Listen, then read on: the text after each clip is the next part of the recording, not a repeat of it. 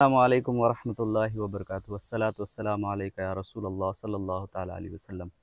आज हमारे सवालों के जवाब देने के लिए हमारे साथ मौजूद हैं जनाब मौलाना जुनैद ख़ान साहब।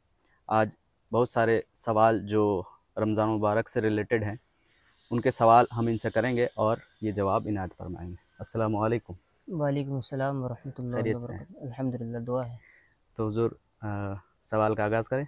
जी बिलाशुबा। पहला सवाल ये है कि रमज़ान के रोज़े क्यों फ़र्ज़ किए गए?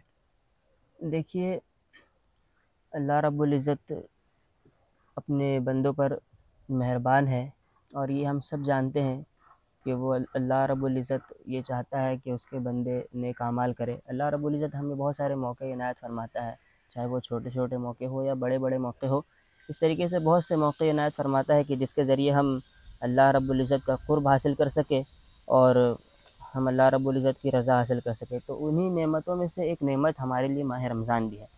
और माह रमज़ान में जो हम रोज़ा रखते हैं, तो ये इसके पीछे सबसे बड़ी वजह जो है वो और मकसद रोज़ा रखने के पीछे जो है वो यही है कि हम अल्लाह रब्बुल इज़्ज़त का क़ुर्ब हासिल कर सकें और जो कुछ हमसे नेकी हो सके उसके ज़रिए हम अपनी बख्शिश करा सकें और अपनी मग़फ़िरत तलब कर सकें अल्लाह रब्बुल इज़्ज़त की बारगाह में।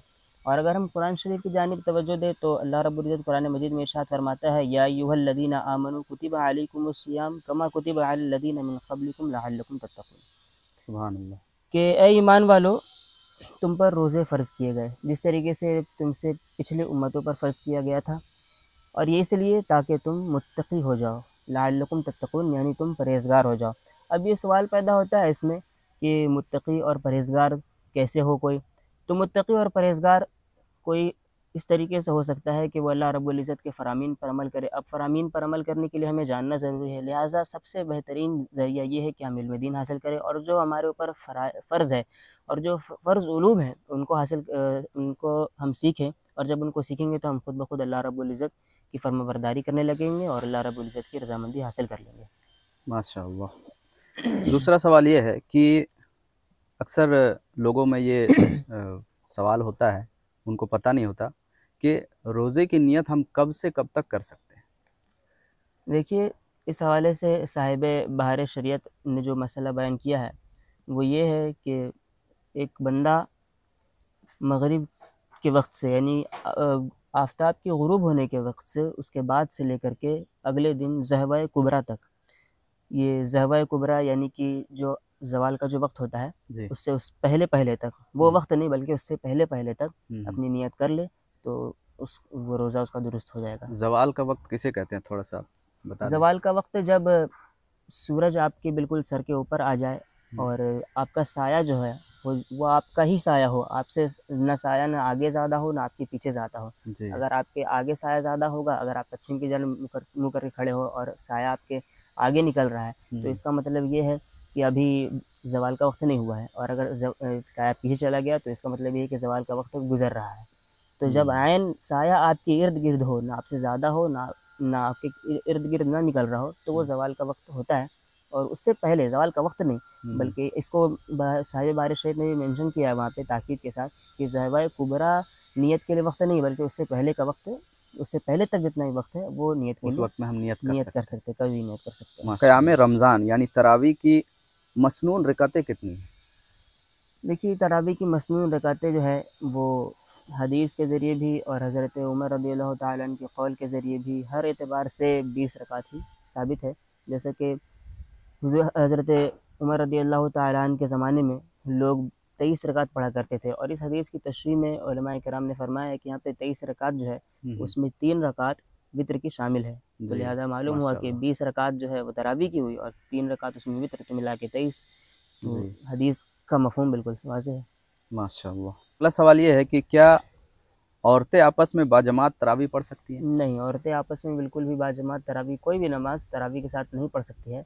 अलबत्ता घर में अगर कोई तरावी पढ़ा रहा है, जैसे अगर मान लीजिए किसी घर में कोई हाफ़िज़ है, तो उसके घर में जो उसकी माँ-बहनें हैं वो पीछे, मर्द हज़रात के पीछे, पर्दे के पीछे? हाँ, पर्दे के पीछे सफ़ लगा करके वो उनकी इक़्तिदा में तरावी पढ़ सकती है। माशाअल्लाह। लेकिन अगर कोई औरत इमाम बनना चाहे, नहीं, तो ऐसा औरत नहीं? के इमाम के लिए कोई जवाज़ की सूरत और नहीं। औरतों के लिए मतलब जमात का हुक्म नहीं है? नहीं, बिल्कुल नहीं। माशाअल्लाह। अगला सवाल ये है कि क्या बच्चों पर भी रोज़ा फ़र्ज़ है? देखिए, बहुत ही अच्छा सवाल है ये। और बच्चे पर रोज़ा फ़र्ज़ तो नहीं है, लेकिन अगर वालिदैन नेक नियति के साथ और उसके मुस्तकबिल में भलाई चाहते हैं और उसको अल्लाह और उसके रसूल का फरमाबरदार बनाना चाहते हैं, तो ये बहुत ही बेहतरीन अमल होगा और ये बहुत ही बेहतरीन कोशिश होगी कि 7 साल की उम्र के बाद से उसको रोज़ा रखने की आदत डालने के लिए ही सही, 1-2 रोज़ा, 3 रोज़ा, 4 रोज़ा, 5 रोज़ा इस तरीके से आदत डालें। और इस ज़माने में चूँकि बहुत सारे मामलात होते हैं बच्चों के साथ, तो उनको भी देखना रहता है, स्कूल के मामलात, पढ़ाई के मामलात रहते हैं, तो उसको मद्देनज़र रखते हुए पेरेंट्स के लिए सबसे बेहतरीन मौका ये है कि वो हर संडे अपने छोटे बच्चों को ये आदत दिलाएँ, उनको बातों के ज़रिए फुसला करके, बहला करके अच्छी-अच्छी बातें बताएँ और इसके ज़रिए उनके लिए इफ्तार में उस दिन कुछ स्पेशल बना करके एहतमाम जी, कर दें ताकि माशाअल्लाह। बच्चे खुश हो जाएँ। जी, तो जी। संडे के संडे इस तरीके से हम उनको आदत दिलाने के लिए रोज़ा रख सकते हैं। इससे बहुत बड़ा फ़ायदा ये होगा कि जब वो बालिग हो जाएँगे और इस उम्र को पहुँच जाएँगे कि जब उन पर रोज़ा फ़र्ज़ होगा, तो हमें कहने की और उनके वालिदैन को कहने की ज़रूरत नहीं पड़ेगी कि रोज़ा रखो, बल्कि वो आदी हो रहेंगे तो खुद ब खुद रोज़ा रखने लग जाएँगे। माशाअल्लाह, माशाअल्लाह। मतलब कि रोज़ा रखने के लिए कोई उम्र मुतय्यन की है कि इस उम्र से उसे हुक्म देना शुरू करें, जिस तरीके से नमाज में है? जिस तरीके से हाँ, जिस तरीके से नमाज में उसी तरीके से आप जो है, शरीयत में वैसे कोई उम्र मुतय्यन नहीं है, लेकिन आदत दिलाने के लिए जब बच्चा जब मुकल्लफ़ हो जाए, यानी कि शरीयत का पाबंद हो जाए, तो उस वक़्त से उसको रोज़ा रखना ज़रूरी है और उसे 1-2 साल पहले से उसको आदत डालने के लिए उसको कहना चाहिए पेरेंट्स को कि वो रोज़ा रखे। माशाअल्लाह। अगला सवाल औरतों के हवाले से है। क्या हैज़ की हालत में औरत रोज़ा रख सकती है? नहीं, हैज़ और निफ़ास ये सब जितने भी औरत के नापाकी के अय्याम होते हैं, उसमें वो रोज़ा शरीयत की जानिब से उस दिन के लिए, यानी जब वो अय्याम गुज़र रहे हैं, उन अय्याम में रोज़ा उनके लिए माफ़ है। अलबत्ता उनके लिए लाज़िम और वाजिब है कि उन अय्याम के गुज़र जाने के बाद या रमज़ान के बाद जब उन्हें मौका मिले और पाकी के अय्याम हों, तो उसमें उस रोज़े की अदायगी करें, ये उनके लिए वाजिब है।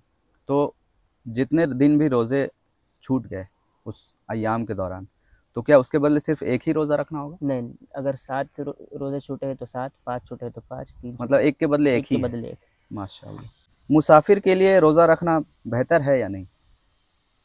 ये हमारी शरीयत में ये मुसाफिरों के लिए रुख़्सत है, हुँ, लेकिन ये रुख़्सत जो है पुराने ज़माने के हालात को देखते हुए है हुँ, कि चूँकि पुराने ज़माने में आप देखते होंगे कि सफ़र करने के जो ज़राए हुआ करते थे और जिनके ज़रिए लोग सफ़र करते थे, उसमें बेशुमार दुश्वारी आती थी और परेशानियों का सामना करना पड़ता था। कभी ऐसा होता था कुछ खाने नसीब नहीं होता था, कभी पानी नसीब नहीं होता था। हुँ, बहुत सारी तकलीफ़ उसका सामना करना पड़ता था, लेकिन जैसे-जैसे ज़माना तरक्की कर रहा है, आज सफ़र में आसानी होती जा रही है। तो हुँ, ये रुख़सत है, रुख़सत आज भी है शरीयत की जानिब से कि मुसाफ़िर चाहे, अगर उसको अंदेशा है कि वो सही से रोज़े की तकमील नहीं कर पाएगा, उसको किसी किस्म की कोई परेशानी लायक होगी, तो वो रोज़ा ना रखे, उसके लिए रुख़सत है। लेकिन बेहतर ये है कि अभी चूँकि आसानी है तो रोज़ा रख ले। उसके लिए इजाज़त है शरीयत की जानिब से कि रोज़ा ना रखे, बाद में उसकी तकमील कर ले। मतलब मुसाफ़िर के ऊपर ये डिपेंड करता है कि वो रखना चाहे तो रखे, हाँ, वरना छोड़ भी सकता छोड़ है। भी सकता है। माशाअल्लाह।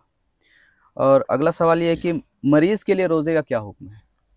क्योंकि बहुत सारे लोग जैसे ही रमज़ान आता है ना, तो वो फिर मरीज़ बन जाते हैं। ऐसे मरीज़ नहीं होते वो, लेकिन जी। रमज़ान में वो अपने आप को मरीज़ बनाकर पेश करते हैं।